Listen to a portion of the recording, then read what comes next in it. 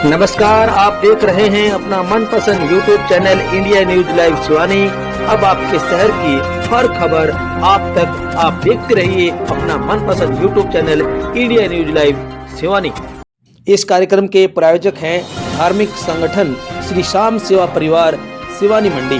आपको बता दें कि आगामी 18 मार्च को भव्य ढंग से श्री श्याम महोत्सव का आयोजन किया जा रहा है, जो कि श्री श्याम सेवा परिवार की ओर से आयोजित होगा। आइए सुनते हैं उनकी ओर से एक संदेश। सभी श्याम प्रेमियों को जय श्री श्याम।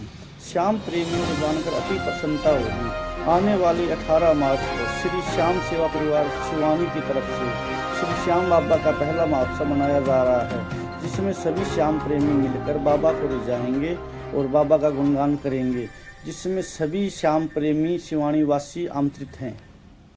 आज के इस कार्यक्रम के प्रायोजक हैं भारत माता बिनोला खल, स्वस्थ पशु खुशहाल परिवार, 100% शुद्ध कच्ची घानी की बिनोला खल। भारत माता बिनोला खल, अधिक दूध, अधिक घी और स्वस्थ पशु का भरोसा। केवल मात्र 3 महीने पहले शुरू हुई।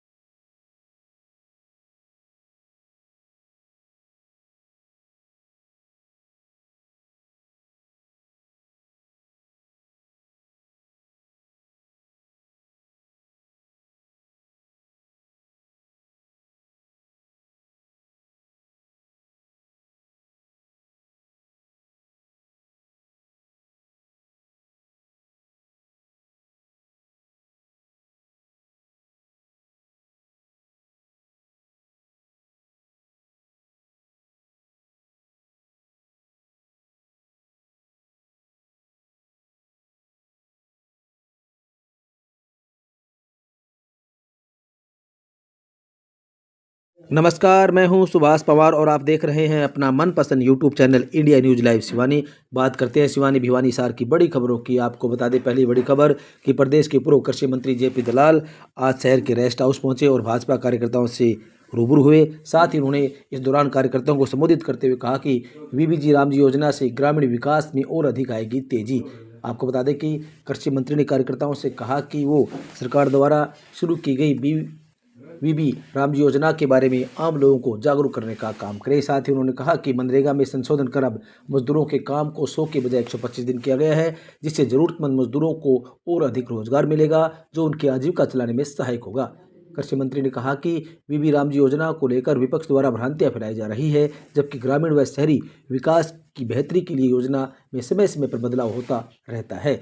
केंद्र और प्रदेश सरकारें नई नई योजनाएं बनाती है। उन्होंने कहा कि देश विकसित तभी होगा जब गांव विकसित होंगे। यही सोच देश के प्रधानमंत्री नरेंद्र मोदी की है। उन्होंने कहा कि वीबीजी राम जी योजना के 5 एकड़ तक की खेती भूमि वाला किसान शामिल है, जो अपने खेत से घर तक मजदूरी का कार्य करवा सकता है। इस दौरान शहर के उद्योगपति एवं नगर पालिका चेयरपर्सन राजेश केडिया और मंडल प्रभारी टोनी बराला, ब्लॉक समिति के चेयरमैन उग्रसेन बिरड़ा और रामस्वरूप घोड़ला के अलावा अनेक भाजपा कार्यकर्ता मौजूद रहे।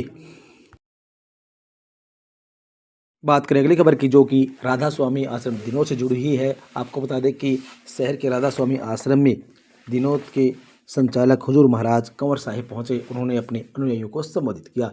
इस दौरान उन्होंने कहा कि संतों की कोई बात मिथ्या नहीं होती, क्योंकि संत सहज स्वभावी होते हैं और उनके हर क्रियाकलाप में कोई ना कोई मौज छिपी होती है। संतों का तो अवतरण होता ही इसलिए है कि भटके हुए जीव उनका शरण और सत्संग पाकर प्रभु मार्ग पर चले। गुरु रविदास जयंती के मौके पर शहर के राधा स्वामी आश्रम में आयोजित की गई वार्षिक कार्यक्रम के दौरान उन्होंने कहा कि गुरु रविदास जी भी देह रूप के काशी के धरा पर प्रकट हुए थे। और आपको बता दें कि उन्होंने कहा कि रविदास जयंती की शुभकामनाएं दी और साथ ही उन्होंने कहा कि संत कभी इस जगत से जाते नहीं हैं, वे तो अमर हैं, क्योंकि उनके द्वारा दिया गया संदेश और उपदेश सदैव मानवता की भलाई का कार्य करते हैं। हुजूर महाराज साहब जी ने फरमाया कि कलयुग संतों का युग है, जिसमें भक्ति और को इतना सरल बना दिया। इस कली काल में न केवल संत शिरोमणि रविदास जी प्रकट हुए, बल्कि नानक, कबीर, मीरा, चैतन्य महाप्रभु, पलटू, गरीबदास, दादू से लेकर ताराचंद जी जैसे संत अवतरित हुए। परमात्मा को याद करवाने और इंसान की अंतर शक्तियों का एहसास करवाने के लिए संत देह धारण कर इस जगत में आते हैं। बात करें अगली खबर की, आपको बता दें कि जन जागृति मंच की ओर से एसडीएम सिवान को ज्ञापन सौंपा गया है। जन जागृति मंच सिवान के प्रधान व बुद्धशैली के ग्रामीणों ने बुद्धशैली में लाखों रुपए की गहने, नकदी व गांव देशरों में भेड़ों की चोरी तथा सन्निवास में चोरी के प्रयास को लेकर अपराधियों को पकड़ने और चोरी का माल बरामद करवाने की मांग को लेकर एसडीएम विजय मलिक को ज्ञापन सौंपा। मंच के प्रधान जंगबीर सुंडा ने बताया कि प्रशासन के साथ साथ गाँव के युवाओं को भी जागरूक होना होगा। गाँव में आने वाले बाहरी लोगों की ID जरूर चेक करें। इस मौके पर एसडीएम ने इस मांग पत्र पर उनको उचित कार्रवाई का भरोसा दिलाया। इस अवसर पर गांव के बलवंत, महेंद्र, रजत, पूनम आदि अनेक लोग मौजूद रहे।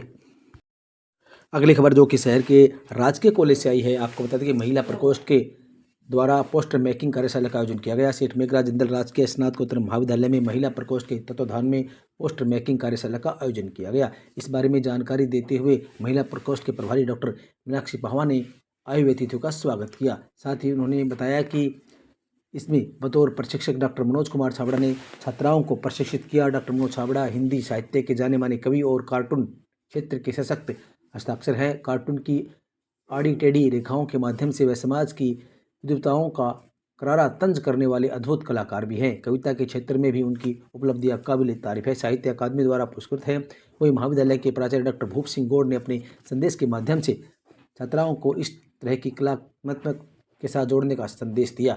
महिला प्रकोष्ठ के प्रभारी डॉक्टर मीनाक्षी पाहवा ने प्रतिष्ठित कलाकार डॉक्टर छाबड़ा का कॉलेज पहुंचने पर जोरदार स्वागत किया। इस कार्यक्रम के दौरान मंच का संचालन प्रोफेसर सुमन ने किया।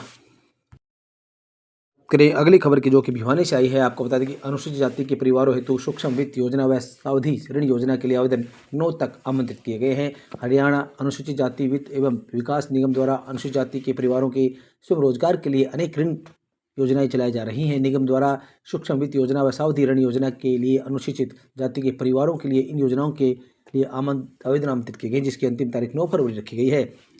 अनुसूचित जाति वित्त एवं विकास निगम के जिला प्रबंधक कुलदीप सैनी ने जानकारी देते हुए बताया कि अनुसूचित जाति के परिवारों को आय उपार्जन स्वयं के लिए रोजगार हेतु सावधि ऋण योजना के माध्यम से 2 लाख रुपये के ऋण और सूक्ष्म वित्त योजना के तहत 1 लाख रुपये के आवेदन आमंत्रित किए गए हैं। ऋण लेने के लिए अनुसूचित जाति का कोई भी व्यक्ति जिसकी आयु 18 से 45 वर्ष है, सालाना आमदनी 3 लाख से कम है, उसके लिए आवेदन कर सकता है।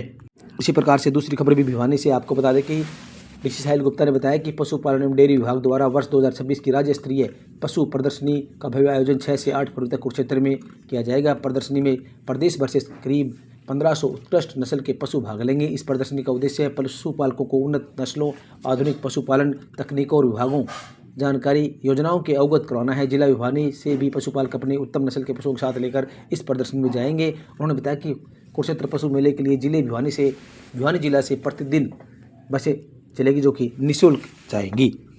अगली खबर जो भिवानी से आई है, आपको बता दें कि भवानी खेड़ा के विधायक कपूर सिंह वाल्मीकि ने कहा कि मुख्यमंत्री नायब सिंह सैनी के नेतृत्व में सरकार गौवंश को बचाने के लिए प्रतिबद्ध है। तालुक गोलोक धाम गौशाला में 50 लाख रुपए की धनराशि से इंटरलॉकिंग टाइलें लगाई जाएंगी। माँ बाप और गौ सेवा से बढ़कर कोई सेवा नहीं है। साधन संपन्न लोग गौशालाओं के संचालन में अधिक से अधिक सहयोग करें। विधायक श्री वाल्मीकि रविवार को साई गाँव तालो स्थित गोलोक धाम गौशाला में वार्षिक उत्सव कार्यक्रम की अध्यक्षता कर रहे थे। उन्होंने ग्रामीणों को संबोधित करते हुए कहा कि वे खेतों में गाय की गोबर से बनी खाद का प्रयोग करें ताकि हमें खाने को जहर मुक्त अनाज मिल सके। उन्होंने कहा कि रासायनिक खाद्य पदार्थों से प्रयोग से ज़मीन भी जहरीली हो गई है। जहरीले खान पान से हमारे खून पसीने की कमाई, पैसा मजबूरी वंश बीमारियों में खर्च हो रहा है। अगली खबर जो कि हमारे पास हिसार से आई है, आपको बता दें कि हिसार के डीसी महेंद्र पाल ने समाधान शिविर में ग्रामीणों की समस्याएं सुनी तथा उनका तुरंत प्रभाव से समाधान करने की सख्त निर्देश जारी किए। ये थी शिवानी भिवानी हिसार की बड़ी खबरें। आप देखते रहिए अपना मनपसंद YouTube channel India news live Shivani और मुझे दीजिए इजाज़त। नमस्कार।